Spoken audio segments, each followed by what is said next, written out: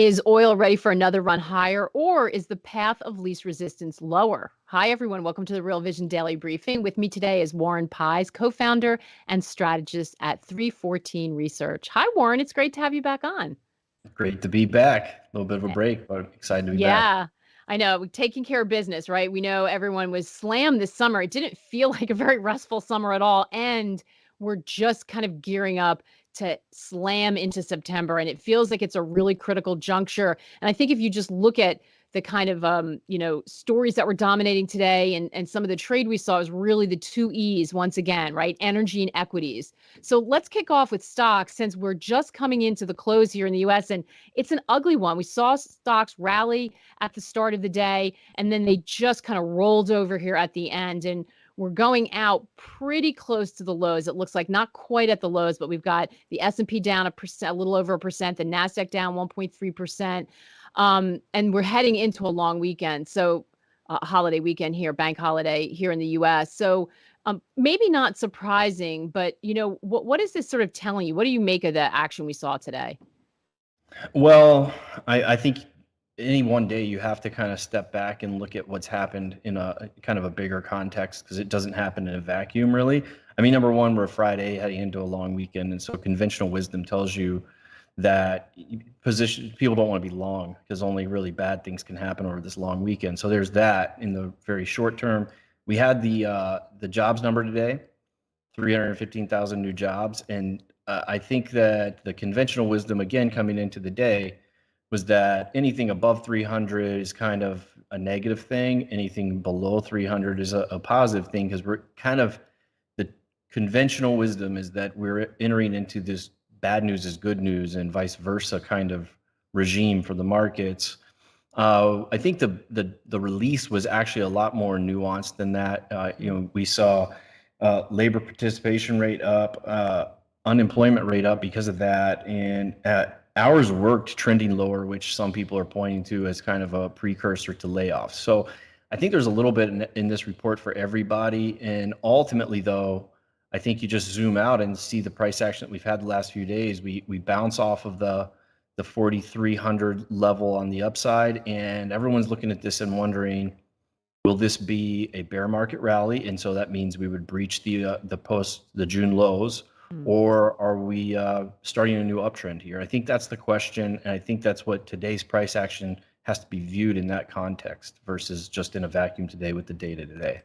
Yeah. Do you have an opinion on which one looks more likely or has the greatest probability? Yeah. So I think that, gun to my head, that we are going to revisit and probably break through the old lows. Just a couple quick stats that we've been giving to our clients. Number one, we did this whole analysis on bear market rallies. And there's a lot of ways to do that, and everyone was doing that here a few weeks ago. The one that the study that sticks out to me is we looked at 20% drawdowns in the S&P 500 that were then followed by a 10% rally. And we have a chart on this, Brian. And so this chart is basically looking at the average performance for the market when we have a 20% drawdown, 10% rally, and we break out all the cases. There are 15 times this has happened historically, going back to 1950, and 10 out of the 15 times the lows were in. We're not going to go back to the lows. However, there are some major caveats to that. So the historic tendency tells us the lows are in. However, you've never seen a recession begin in the year following a major market bottom. Never. And the other side of the coin is we see our recession probability model has ticked up to 85%. We're using financial conditions because we think that's where any recession is going to emanate from in this market environment. And so I think that's a really tough ask to say that we bottom and then enter a recession in the next 12 months. I think it's unlikely. And the other factor is that out of those major bottoms, historically, the Fed is done raising rates, and obviously they're not done in this case. We saw only one other case where we had a major low in these kinds of situations. That was 1987, where the Fed still hiked rates in the year following. So We're going to have Fed hiking. We're more than likely going to have a recession beginning, because I don't think we're in one right now. I was just going to Despite ask you that because that's key to that stat, right? Because there are some people who think we're already well into a recession. that's a very sharp pickup on your end, because that's if we were already in the recession and the NBER is going to declare the recession has began way back when, then this bottom looks quite conventional. When you look at basically all of the statistics that NBER uses to declare a recession, we've looked at that. I don't think you can make the case that going back pre-June lows that the recession's in. I know that there are 2 negative quarters of real GDP, but nominal GDP is really high, and you can go through a litany of other indicators and say I just don't think the recession is that we're in it yet. I think it's imminent. It's probably late this year, early next year type of event. But that still, for this analysis, tells us that, we're probably going to need a little more weakness. And then kind of qualitatively, you look at how the Fed's responding to everything. They want they want a sell-off. They want financial conditions to worsen. They want credit spreads to widen. They want equities to sell off. This is kind of what they need, and they're trying to wring out the excesses in the market. And so I'd say short term, we think that there's more downside here, and but at the same time, I think that fair value in the market's about 3,900. That's with discounted earnings through next year. So we will be buying if we get back in that 3,600 neighborhood, because you're never going to nail the absolute lows. I think you have enough margin of safety down there. Yeah, and that's really true. I mean, we talk about this. It is so hard to both pick the bottom and the top, right? We'd all be much better off if we could do that. It's incredibly hard to do. A lot of times it's just luck. It strikes me as we're talking about this, Warren. I think every one of these conversations seems to be that we're either going to retest the lows and it's going to be straight line down, or somehow we come closer, it fails, and it rockets higher. Could we just have this horrible drift sideways? That's actually our base case for a bit. Oof. Is that I think that we're in the process of defining a kind of trading range right now. And I think that, maybe 3,600 is the downside, and maybe 4,300 is the upside. And when we break it apart on a valuation basis, like I said, we see 3,900 as a central tendency for fair value in this market. And so you draw a 300 point, 400 point band around that, and you trade within that as we kind of work off a lot of the uncertainty that's out there with regards to earnings, which is really driving the valuation question. Is like, what's going to happen to exit 2023 earnings, and we've marked that down somewhat on our end, but there could be more downside, or maybe the soft landing scenario happens, and the upside is there. So I think that unfortunately there's a lot of chop that's probably ahead of us for a bit of time. And I'd say that chop lasts, if you want me to pretend I have a crystal ball, I think the chop lasts into next spring, because what happens at that point in time, maybe next February or March, because what happens at that point in time is we get into these easier comps for CPI data, and all of a sudden a path to much lower CPI opens up.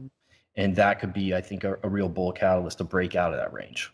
And I say because that can be that wears people down. And two things, it wears people down. So there's going to be a sentiment angle to that. But also, if you're a longer term investor, so for short term traders or people who have to be in the market, it sounds like they're going to have to be really nimble and really kind of size appropriately for a choppy but maybe volatile market that's swinging around data point to data point. For longer term investors, maybe we have to kind of wean ourselves off this idea that you've got to get in there because it's going to be that bottom and you're never going to get another chance. I mean, it sounds like you can afford to be patient if you're chopping sideways, if you have a longer term horizon. Yeah, I think you need to know your horizon. I mean, that's the number one. Anytime you're in the market, if you start changing your horizon mid-game, you've probably lost already. If you're a long-term investor, we have asset allocation models, for instance, that we run at 314. We just tell for our long-term kind of asset management clients, we say, hey, follow the models, and this is what you should do. For more discretionary capital, we've been bearish basically all year. We did happen to get somewhat lucky, I guess, in have our discretionary clients put about a third of their capital back in on June 16th at the lows. And so that's for kind of our trading accounts and discretionary capital. But there are two separate strategies is the point. Yeah. And you need to know which one you're going to be following with any of your capital. And Yeah. if you start mixing them and matching them in this environment, you could really get chopped up. It's a great point, Warren. And if you're not sure, go over to the Academy. We have a whole section on that. Like know what you need and your parameters and what type of investor you're going to be. That's key. That should always be key. But it sounds like in particular right now in the environment we're going into. Warren, you mentioned the soft landing. We saw some action in bonds today too. By the way, that 2-year Treasury yield backing off the 14-year high it hit earlier on that kind of nuanced jobs number. And it looked like everybody it was feeding a little hope into that soft landing scenario. But every time that comes up, so many people point out the Fed has a terrible track record when it comes to doing that. I mean, does that seem like a plausible scenario to you at this point? Do they have a shot at managing a soft landing? I actually think that, the very in vogue thing to say right now is that soft landing, that's ridiculous. The Fed doesn't even want a soft landing. There's going to be a growth recession now and all this stuff. I think there is a path to a soft landing. I do think the Fed's on the doorstep of a policy mistake, to be totally honest. You see 1-year break evens go from above 6% to down 2% yesterday. That's sending a really important signal. I mean, that's the bond market telling us that the next year inflation, the year ahead inflation is 2%. So they think there's a path to get back to 2% CPI. And when we start breaking the numbers apart, it's not necessarily the base case, but I see a path, a realistic path. It's heavily dependent on oil doing the right thing. And another part of it would be how much of this post-pandemic spike in car prices do we give back? If you get a couple of those things to break the right way, we could be back to much lower CPI levels, because those things go from being positive, major positive headwinds to CPI to drags. You get negative year-over-year prints, that feeds into CPI. That is one way to get, housing inflation is already baked in for next year, but that's how you get to a path to, a 2 handle on CPI. And I think that I don't see anyone talking about that. We're starting to look at it and talk about it at 314. And I think that is that's the scenario you need to open your mind to. I'm not ready to declare that as the base case. There's too many other variables out there, but I can see a path there. And I don't believe it's being fully discounted in the market yet. And that's what you want to watch out for. You want to watch out for what's not priced in at all. That's where you're going to be most vulnerable. I want to encourage everyone to look. I went down the rabbit hole the other day, Fed Guy on his blog, and he one of them is really interesting on the different mechanisms the Fed has now to reach into the real economy where they never did before. It was always through commercial banks, and it was very kind of lengthy process with a lag. But the sort of, COVID response gave them an opportunity to reach more directly into the real economy. And his suggestion was that they have more nuanced tools now than they ever did before, so they can kind of bring out the sort of asset market or wherever they want to tighten, but at the same time, prop up a little bit the real economy, which again, I think gives some credence to the idea that maybe, just maybe, they can do a soft landing. So I encourage you all to go check that out. I'll try to find it and tweet it out after the show if I can. So let's dig into energy, because that was the other E we mentioned. And we asked this question at the top of the show because it's what we've been really thinking about hard too, is what is the situation with oil?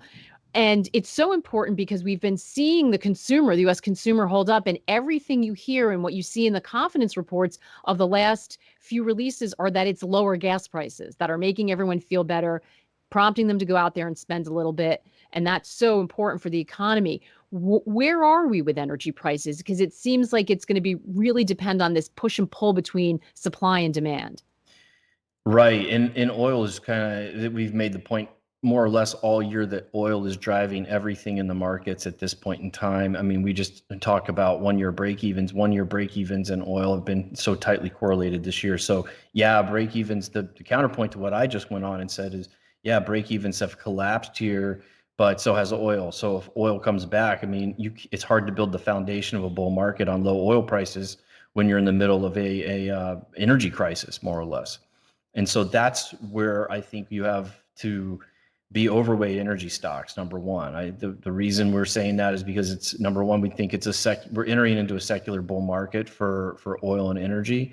Number two, it's the only sector, when you run a correlation matrix of all the sectors in the market against each other, energy sector's got a negative correlation to every other sector, and there are no two other sectors with a negative correlation. And again, that was the price action we saw today. Energy up, only sector up in the market. And finally, I think we get a re-rating based off of all that. I think we get a re-rating of energy valuations higher. This is a multi-year story. So we want to be overweight energy. It's a hedge. It's a diversifier. I mean, you're not getting a diversification from bonds or really anything else right now. So you got to be overweight energy if you want to express any kind of positive view on the equity markets. So just to be clear, overweight energy equities. Equities, right. And all energy or oil? Well, I think that if you're looking at it, you want to say, if you want to just buy the XLE, that's fine with me. I think you're really mainly going to buy, you're getting, some integrated exposure there, Exxon, Chevron, more or less. And I'm fine with that. I think integrateds are well positioned in this environment. I don't want to go buy refiners right here. I'm not ready to buy oil field services either, even though they could rip.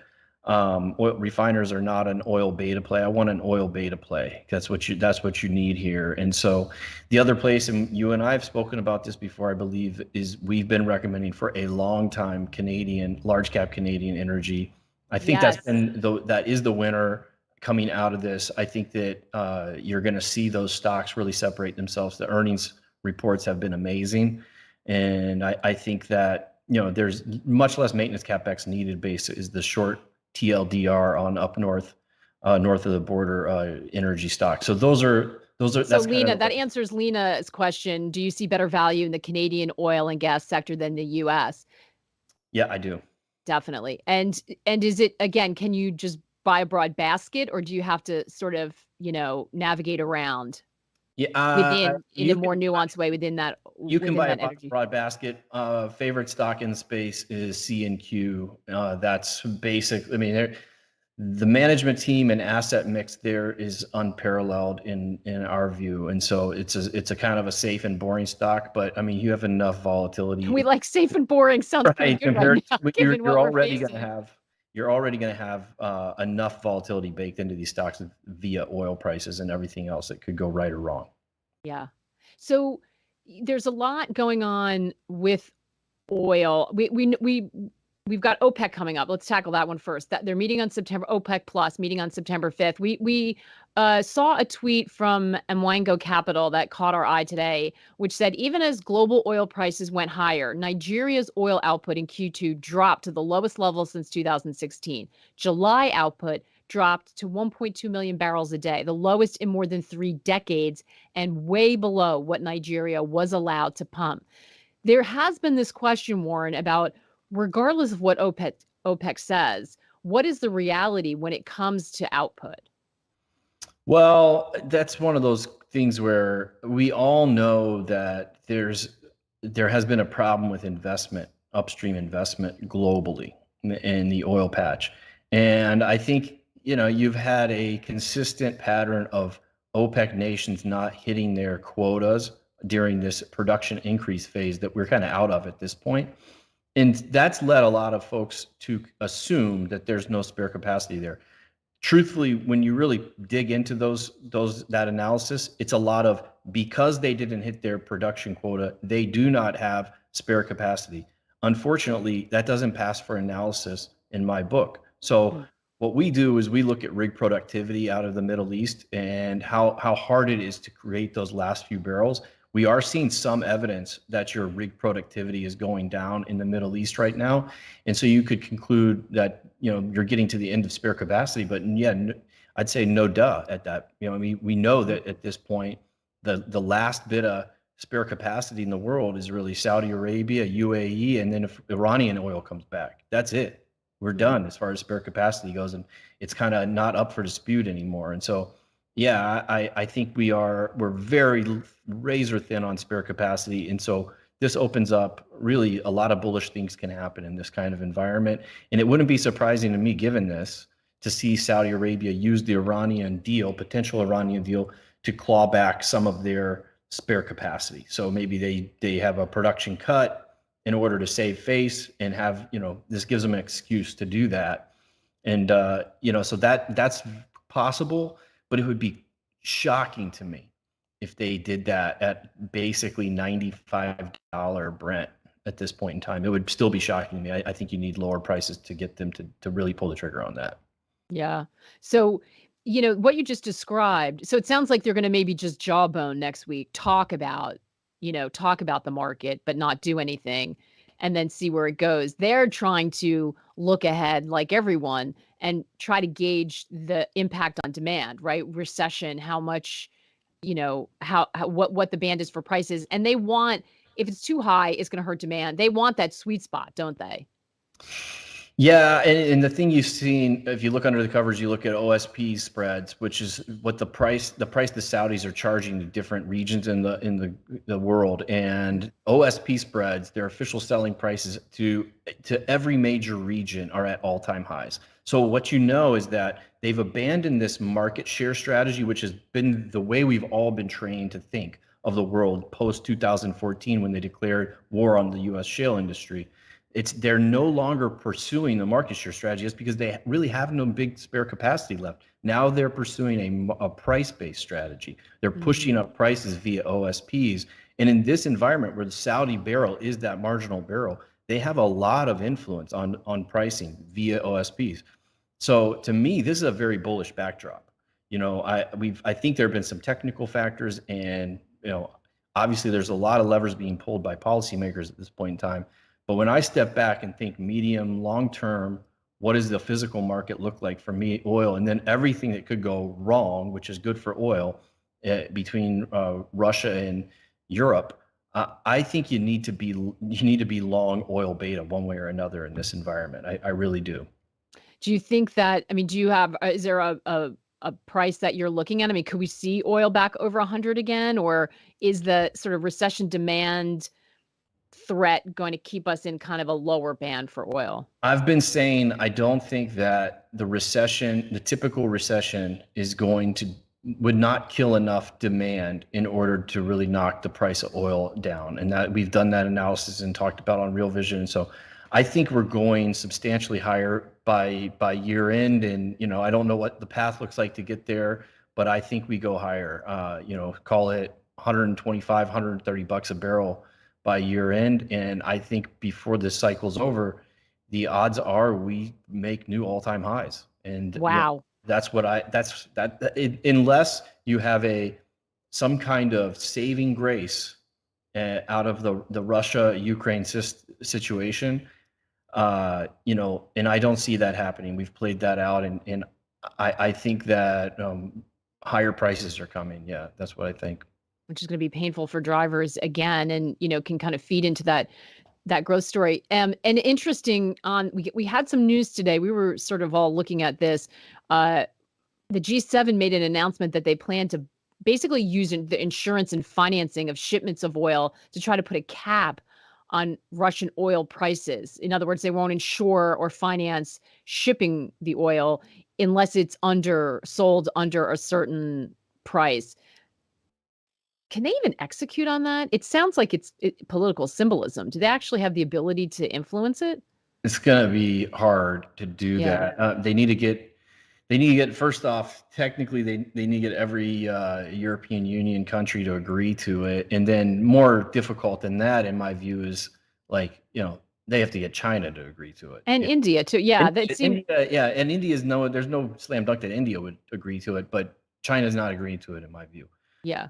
They might use it as negotiating leverage with Russia, but let's be honest, Russian crude oil is trading at $21. We saw a little bit of the discount open back up after the news of the price cap. $21 discount to Brent. It was as low as $35, maybe a couple months ago, I think.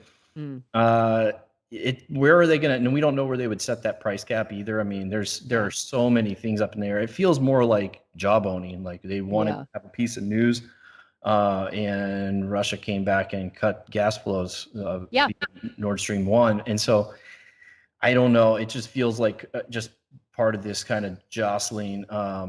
And another reason why I just don't see us going back from this thing without a lot of potential problems and casualties. So Yeah, and Gazprom announced that it is not going to reopen Nord Stream as it was scheduled to this weekend. So that is just a whole nother, you know, world of pain and crisis facing Europe. Um, that absolutely. it's just hard to wrap your head around. Yeah, and the technical difficulties was the reason given, but yeah, I mean this is the gamesmanship that's going on right now, and I don't know. It remains to be seen if that we can really we can. I think that the Western countries can certainly inflict pain, and they have inflicted pain on Russia, but they can't force. We haven't been able to get China to be on the same page or India at this point, and Mm. I don't think that anything that I've seen would change that uh, from what they said today. Um, Warren, are you watching the U.S. dollar? Yeah, everybody is. John, you have to, right? Jonathan Johnson is asking, can you please talk about the US dollar? I mean, it's going higher, and our dollar model is basically still pointing higher. It's been long the dollar all year, and I mean, this is kind of what is it, the cleanest dirty shirt kind of thesis. I mean, it's Mhm. mainly euro yen that you're dealing with two messed up currencies that you're paired against. But even against gold, I mean, gold looks good against the euro. Gold looks good against the yen. It's kind of suck and win against the dollar though. So that's I think where you really get the true tell of dollar strength is in that dollar gold cross, just the dollar price of gold. And gold has been in this kind of range even after the invasion between 1950 and 1680. It's bouncing towards the low end. It was up today. So there's kind of a battle going on between gold and the dollar, and I think that's the key tell because the euro is just in a downtrend and the yen is in a downtrend, and I don't see anything breaking that in the near term. Stuart from the RV side is asking, what do you think of Canadian pipelines such as Enbridge? I don't know that when we were talking before about being bullish Canada and also being bullish equities, is pipelines part of that? Yeah, I mean, a rising tide lifts all boats, but that's not really where I'm focused right now. That's not an official recommendation from us. You should be okay there, but I'm okay with it, but I'm not in love with it. Let's put it that way. Doesn't really Mm. accomplish all the goals I laid out for your energy portfolio. Mm. So when we're talking about being overweight energy, uh, what else is part of that portfolio mix? I mean, there's so much uncertainty. Some people have come on and say, "Listen, I like cash." Not normally, but in this case, especially, I understand for short-term traders, it's difficult because you're not making any money necessarily, I guess, if you're in cash. But for people who maybe have a little bit medium to longer term perspective, what are you putting on in addition to that energy? Well, not to give an academic answer, but what we're recommending, what we've been carving out for our clients is a high quality basket of general equities, which Mhm. energy is not quality. Quality, just very quickly, and I did an interview yesterday with on the next big trade for Real Vision, where we go more into detail on Oh this. yeah, with Harry. Oh, so Yep. fun. You did that. That's Yeah, great. yeah. And so this is the trade we talked about, but quality basically is defined by stocks that have through multi-year periods, earnings don't decline very much. And so there's more to it than that, but that's just the short end of it. Energy is so cyclical; they'll never be in that quality basket. We want to marry those two things because we see energy entering a bull market, and we like quality here. We think this period of time looks very similar to the end of the last tech bull bust. Mhm. So tech bust around 2000, leading into the next secular bull market in commodities, 2005. From 2000 to 2005, a basket of quality stocks and energy stocks, 90% quality, 10% energy. Returned about 15% a year. S&P 500 was down 2% per year over that same period of time. So I see a very similar environment. And big part of being successful in investing is to avoid the junk that is going to lose you money. And there's a lot of junk that's still deflating right now because we are coming off a mini kind of tech bubble, and a lot of the stuff that flourished in a zero interest rate world is not going to work with Fed funds rate at 3% or higher here. And So it's so so interesting that you say that, Warren, because so this is connecting to the thesis that like earnings matter, balance sheets matter, right? When you're in this kind of environment, like you go back to those basic fundamentals.